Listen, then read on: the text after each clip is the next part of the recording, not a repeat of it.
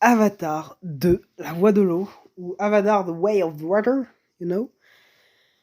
Mon avis maintenant.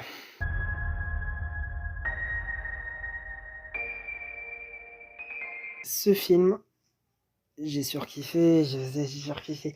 J'avais fait il y a quelques mois mon avis sur Avatar 1 parce qu'il y avait eu le trailer de Avatar 2. Et je crois que c'est un des films avec Jurassic Park où que j'ai le plus survanté les mérites de ce film. Comme diraient les jeunes, j'ai le plus sucé de ma vie. Et le 2, ça fait partie de ces films aussi. Hein. Pour moi, ce film, il est top tier. Un des meilleurs films de l'année. Pour l'instant, un des meilleurs films de la décennie, je trouve. En tout cas, large dans le top 10. Mais après, bon, dans le top 10, il n'y a pas beaucoup de films qui est sorti au début, on est en 2022. Du coup, voilà. Incroyable. Alors, ce film, il est incroyable. Je l'adore, je le surkiffe. Regardez-le. Il est archi cool. Et voilà, comme ça, ceux qui veulent juste avoir mon avis peuvent partir. Si tu avoir plus envie de. J'ai oublié mon credo, mais bref, vous avez compris. Juste, full spoiler, hein, mais comme tous les critiques, hein, si vous regardez une critique d'un film, ce que vous connaissez déjà, que vous savez déjà vite fait, que vous n'avez pas peur de. On va commencer, hein, je prends trop de temps, il y a trop de trucs à dire sur ce film. Ce film est incroyable. On va commencer par quoi de cool? Les effets spéciaux. Masterclass. Vraiment, j'ai du mal à croire que c'est des effets spéciaux. Le pire, c'est qu'encore les espèces volant aliens, tu sais que c'est des aliens, du coup ça n'existe pas. Mais dis-toi que même l'eau, c'est pas de vrai l'eau, c'est faux, c'est de la 3D. Et ça, t'arrives pas à savoir. Il y a des flammes, pour toi c'est des vraies flammes. Il y a de la forêt, et pour toi c'est des vrais bouts de branches, de la vraie sable. Mais non, c'est pas des vrais rochers. Tout ça c'est faux et ça me perturbe. Il y avait le même plan dans Avatar 1 où le tout premier plan c'est de la pure 3D. Et on n'y croit pas, en fait. C'est pour nous, c'est vrai. Et il y a beaucoup en fait, la 3D dans ce film, tu vois pas que c'est de la 3D. Tu as vraiment l'impression que c'est un film réel. Tous les personnages, bon, tu sais qu'il y a pas des bonhommes bleus, hein, mais s'il existait des bonhommes bleus, tu y croirais, quoi. Tu regardes ça à 8 ans, 12 ans, c'est pour toi, c'est vrai.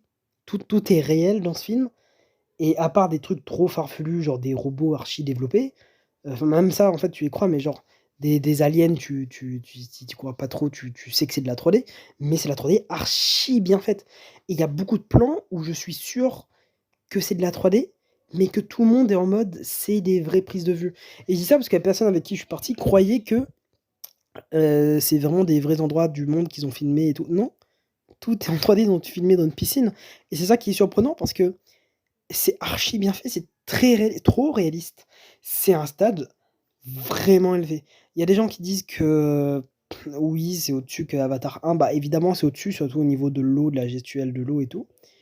Mais voilà, c'est une claque visuelle. Ça fait longtemps qu'on n'a pas vu. Moi, je crois que la dernière fois que je l'ai vu, c'est dans Ready Player One. Ça fait longtemps, ça fait extrêmement du bien, c'est innovant, c'est magnifique. Mais Avatar 1, ça reste un film qui n'a pas vieilli, en fait. Tellement ce film aussi ne va pas vieillir, tellement il est joli et magnifique. Mais du coup, oui, je préfère Avatar 1 parce qu'il est plus vieux, parce que j'ai une branche nostalgique, hein. J'ai vu Avatar 1 plusieurs fois et Avatar 2 qu'une seule fois. Mais Avatar 2, c'est une masterclass, hein. Et effets spécialement parlant, c'est magnifique. Et il n'y a pas que les effets spéciaux qui est sublime, il y a aussi la musique. Il y a des anciens thèmes qui reviennent. Il y a des thèmes magnifiques. Parfois, j'ai l'impression d'avoir entendu des thèmes déjà connus, genre en des premiers degrés, j'ai cru entendre le thème de la Force, là, de Star Wars. Vous voyez le ouais, j'ai entendu ça. J'ai entendu aussi le thème de Titanic. À un moment donné, quand il y a un bateau qui coule, j'ai cru entendre le thème de Titanic, ça m'a perturbé. Mais il y a quelques accords qui changent vers genre c'est le thème de Titanic, mais vers la fin, ça part un peu en musique originale. Et il y a beaucoup de OST comme ça qui perturbent. Il y a 2 ou 3. Par exemple, il y a le thème de Jurassic Park, j'ai cru entendre, mais c'est juste sur quelques notes au début. Après, ça change. Mais bref, le thème du 1 revient, des nouveaux thèmes arrivent et c'est masterclass. Masterclass, vraiment, c'est incroyable. La musique est cool, les effets spéciaux est cool. J'adore les personnages, on s'attache très vite à eux. Du coup, ouais, les persos sont cool. Même les personnages méchants, on s'attache. Par exemple, il y a le personnage méchant du colonel. Je me suis attaché à lui. On comprend, ses intentions, il est méchant, mais c'est pas juste un méchant, méchant, tu vois? Il a, des faiblesses, il a des manières de penser, il a une vie et ça, j'aime bien. Il y a 10 minutes, je crois, au total, enfin plus de 10 minutes de temps d'écran du méchant, où on le voit pas juste taper des gentils, en fait. On le voit vraiment parler, communiquer. Par exemple, il y a toute une relation avec son fils et je trouve ça archi bien et bref, du coup, je trouve les personnages archi bien faits. Chaque enfant du personnage principal, parce que oui, il a des enfants, spoiler, chaque enfant est trop bien fait, effets spécialement parlant, leurs thèmes et musical sont incroyables et on s'attache très vite à eux, en fait. Que ce soit la toute petite, le moyen, même les 2 grands, on s'attache très vite à eux. Même si pour ma part, j'ai eu du mal à différencier les 2 grands.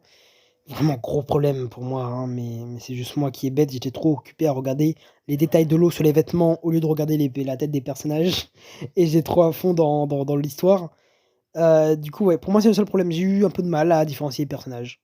Mais pourtant, ils sont très différenciables, en fait. Il y a un plus maigrichon, l'autre un peu plus musclé et leurs tresses sont différentes, leurs voix aussi, mais j'ai eu un peu de mal. C'est vraiment un problème plus que tertiaire. Mais oui, on s'attache très vite aux personnages. Il y en a beaucoup d'ailleurs de personnages et on s'attache à tous, c'est ça qui est surprenant. Je trouve les décors incroyables. Il y a des décors qu'on connaissait déjà, il y a des nouveaux aussi qui revient et c'est des bons décors. C'est réaliste, c'est inventif, c'est surtout crédible et c'est magnifique et tout ça en même temps, ça fait un mélange de extrêmement bons décors. Le peuple de l'eau et tout, c'est bien fait, on y croit, tout est cool, tout est beau, le concept est magnifique et du coup, ouais, l'univers, il s'enrichit 2 fois plus et l'univers de ce film, l'univers, il est incroyable. Du coup, oui, l'univers incroyable, effets spéciaux incroyables, musique incroyable, personnages incroyables.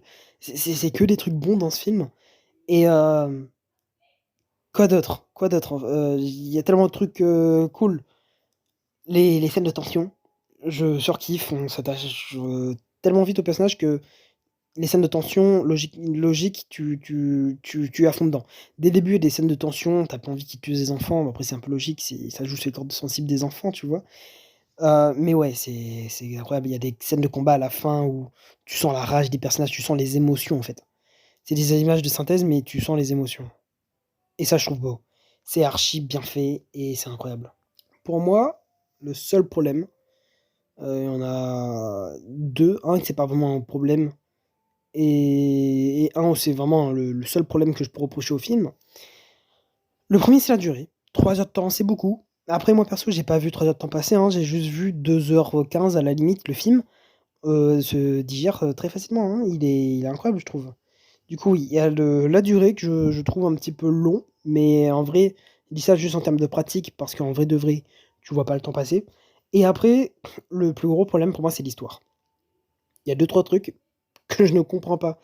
Il y a un personnage humain, dans l'intrigue qui je trouve, on s'attache pas trop à lui. En fait, c'est le seul personnage où j'ai vraiment l'impression qu'il est posé ici, juste dans un but utilitaire.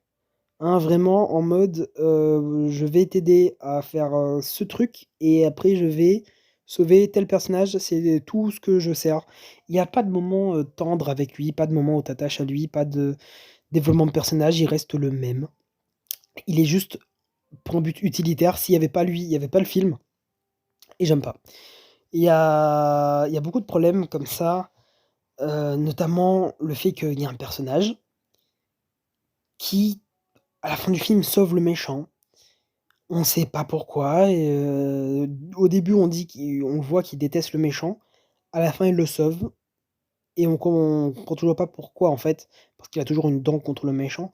Peut-être parce que le méchant l'a sauvé un tout petit peu avant, enfin en tout cas avait, porté de l'attention envers lui, mais il reste quand même allié aux gentils, mais il sauve vite fait le méchant, mais du coup pourquoi? Parce que le méchant a quand même tué un personnage très proche de lui, enfin waouh, j'ai du mal à avaler ça, en fait, hein. C'est vraiment pour faire genre, il faut garder le méchant vie pour une suite. D'ailleurs, en parlant de ça, le méchant, c'est le même que le un spoiler. Je trouve bien incrusté dans l'histoire. Je trouve le seul problème, c'est que, ben, l'histoire, c'est juste des humains qui viennent sur terre et qui, veuillent les ressources des navis, du coup et veuille, se venger aussi. C'est un peu la même histoire. Je pensais qu'Entre ça allait un petit peu changer. Bon, ils ont changé un peu la formule, hein, maintenant c'est ils viennent, prendre les ressources, mais c'est une autre ressource différente, c'est pas un minerai cette fois-ci et ils veulent aussi coloniser, mais globalement, c'est la même menace. Je pensais à une autre menace, mais tant pis. D'ailleurs, les menaces, je trouve extrêmement bien. La colonisation spatiale, c'est un truc d'actualité. Et tout le délire un peu, comment... Il y a même toute une scène autour de la chasse à la baleine.